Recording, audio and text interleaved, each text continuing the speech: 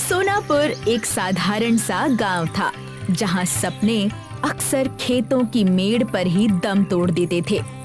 उसी गांव में अर्जुन रहता था। वो जवान और मेहनती था और अपनी बूढ़ी माँ आरती के साथ एक छोटी सी झोपड़ी में रहता था। गांव के चौराहे पर लगे वड़ा पाव के ठेले से ही उसका गुजारा चलता था। ठेला छोटा था, लेकिन अर्जुन की आंखों में सपने बहुत बड़े थे। एक शाम अर्जुन ठेला समेटकर घर लौटा। उसके चेहरे पर अजीब सी चमक थी। माँ, एक बहुत अच्छी खबर है जिसे सुनकर तुम खुश हो जाओगी। तब तो मुझे तुरंत सुना। कितने समय से कोई अच्छी खबर नहीं सुनी है। मैं तो तरस गई हूँ। माँ, मुझे शहर के श्रीराम कॉलेज ऑफ आर्किटेक्चर में एडमिशन मिल गया है। मैंने बिल्डिंग डिजाइन का फॉर्म भरा था और मैं सिलेक्ट हो गया हूँ।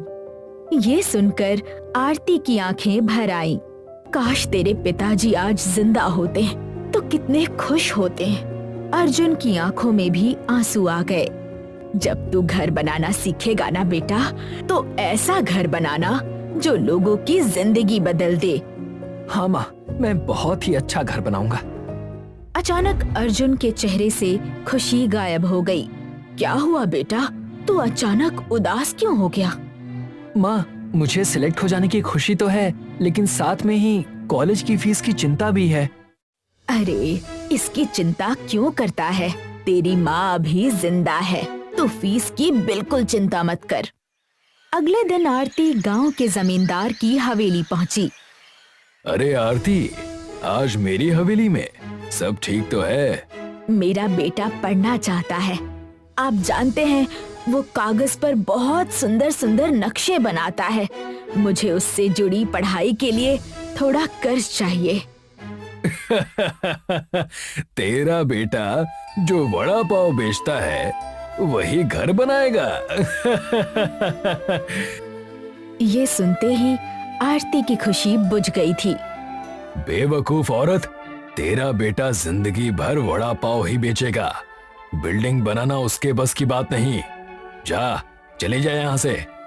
चाहो तो मेरे घर के कागज गिरवी रख लो। उसके बदले मुझे कुछ कर्ज दे दो, ताकि मैं अपने बेटे की कॉलेज की फीस जमा कर सकूं।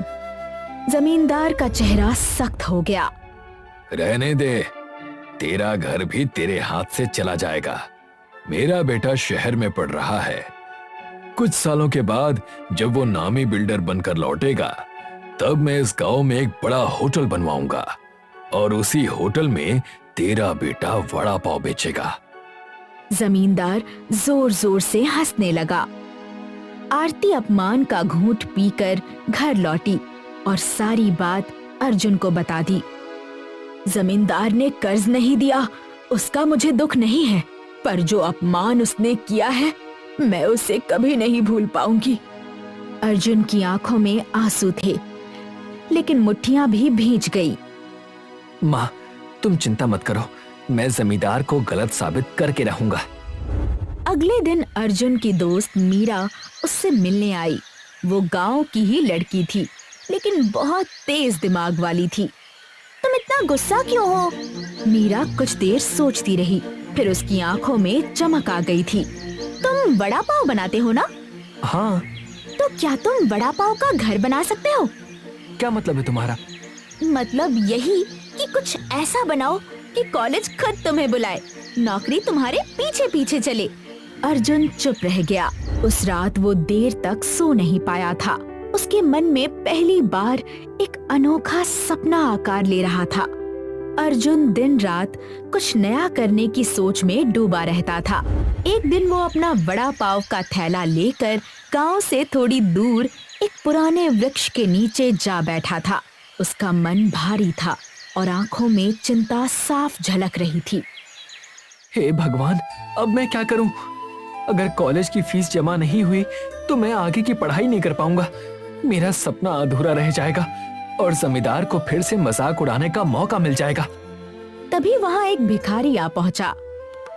मुझे बहुत भूख लगी है बेटा, कुछ खाने को दे दो, मेरे पास पैसे नहीं हैं। अर्जुन ने बिना सोचे समझे थैले से वड़ा पाव निकालकर उसे दे दिया। भिखारी वड़ा पाव खाने लगा और उसका चेहरा खिल उठा। तुम तो वड़ा पाव बहुत अच्छा बनाते हो और जवान भी हो, आमदनी भी अच्छी होती होगी, फिर भी इतनी उदास क्यों हो? अर्जुन की आंखें भर आईं। उसने इशारों में अपनी पूरी कहानी सुना दी थी। क्या तुम कभी वड़ा पाव के गांव गए हो? वड़ा पाव का गांव? ये क्या होता है? आप क्या कह रहे हैं? मुझे कुछ समझ में नहीं आ रहा। भिखारी की आंखों में अचानक चमक आ गई। सुनो, मैं कोई साधारण भिखारी नहीं हूँ, मैं बस भिखारी के भेष में रहता हूँ। तुम्हारी आंखों की सच्चाई ने मुझे बहुत प्रभावित किया है। तुमने सच्चे मन से मुझे वड़ा पाव खिलाया, इसीलिए मैं तुम्हें कुछ ऐसा दिखाना चाहता हूँ जिसे देखकर तुम चौंक जाओगे। इस द्वार के अंदर चले जाओ बेटा। ये कहते ही भिखारी की आंखों से रंग बिरंगी किरणें निकलने लगी। देखते ही देखते वृक्ष के तने में एक छोटा सा चमकता हुआ द्वार बन गया। आप आखिर हैं कौन? कुछ देर बाद तुम्हें खुद पता चल जाएगा। भिखारी ने अर्जुन का हाथ पकड़ा और उसे द्वार के भीतर ले गया। अगले ही पल अर्जुन ने खुद को एक बेहद सुंदर और अनोखे गांव में पाया। भिखारी अब एक सुंदर युवक में बदल चुका था। ये क्या? बाहर आप भिखारी थे और यहाँ आप एक सुंदर युवक बन गए? हम तुम्हारी दुनिया में भिखारी या किसी और का रूप धारण करते हैं। तुम्हारा वड़ा पाव मुझे अपनी दुनिया जैसा लगा। तुम्हारी मुसीबत सुनकर मुझे लगा कि तुम कुछ अलग कर सकते हो। क्या ये गांव उसी पेड़ के अंदर है? हाँ, ये एक मायावी गांव है जो एक पेड़ के भीतर बसा है। मायावी युवक अर्जुन को गांव के भीतर ले गया। अर्जुन ने देखा कि वहाँ वड़ा पाव के घर बने हुए थे। दीवारें सुनहरे वड़ा पाव की तरह गोल थीं। छतें ऐसी लगती थीं जैसे ऊपर से मुलायम पाव रखे हों। दरवाजे वड़ा पाव के आकार के थे और खिड़कियां चटनी और वड़ा की आकृतियों जैसी थी। रास्ते वड़ा पाव की परतों जैसे घुमावदार थे। मुझे तो यकीन ही नहीं हो रहा। अब मैं तुम्हें यहाँ वड़ा पाव का घर बनाने की कला सिखाऊंगा। मायावी युवक ने अर्जुन को सिखाना शुरू किया कि कैसे वड़ा पाव के आकार और संरचना से मजबूत घर बनाए जाते हैं, कैसे गोल पाव जैसी दीवारें गर्मी और ठंड से बचाती हैं, कैसे बड़ा जैसी मजबूत परतें घर को टिकाऊ बनाती हैं। कुछ ही दिनों में अर्जुन इस कला में निपुण हो गया। आपका धन्यवाद। अब मुझे विश्वास है कि मैं वड़ा पाव का घर बना सकता हूँ। मायावी युवक मुस्कुरा कर बोला, अब तुम्हारे जाने का समय हो गया है, लेकिन याद रखना, इस गांव का रहस्य किसी को पता नहीं चलना चाहिए। उसने अर्जुन का हाथ पकड़ा। रंग बिरंगी किरणें फिर से चमकी थीं और अगले ही पल दोनों वृक्ष के बाहर थे। मायावी युवक फिर से भिखारी में बदल गया। वो मुस्कुराया और बिना कुछ कहे वहां से चला गया। अर्जुन उसी वृक्ष के नीचे खड़ा रह गया था, लेकिन अब उसकी आंखों में निराशा नहीं, एक नई रोशनी थी। अगले दिन वो अपने घर के सामने कुछ अलग ही बनाने की तैयारी में जुट गया। तभी मीरा वहां आ पहुंची और हैरानी से अर्जुन को देखने लगी। अर्जुन, तुम क्या कर रहे हो? बस तुम देखती जाओ। अर्जुन देखते ही देखते वड़ा पाव का घर बनाने में लग गया। थोड़ी ही देर में वहां एक अनोखा घर खड़ा था। घर बिल्कुल वड़ा पाव जैसा था। गोल ढांचा, ऊपर से सुनहरा रंग और बीच में आलू की तरह उभरी हुई संरचना। छत इस तरह डिजाइन की गई थी कि बारिश का पानी फिसलकर किनारों से बह जाए।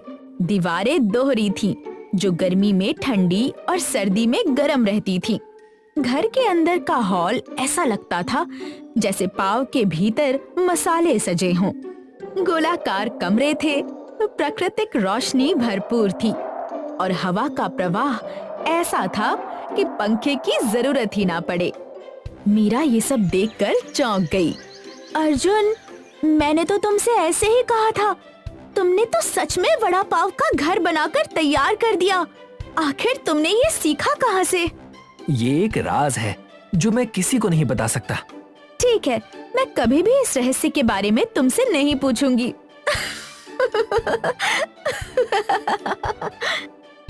मीरा ने उस घर की तस्वीरें ली और फेसबुक पर डाल दी।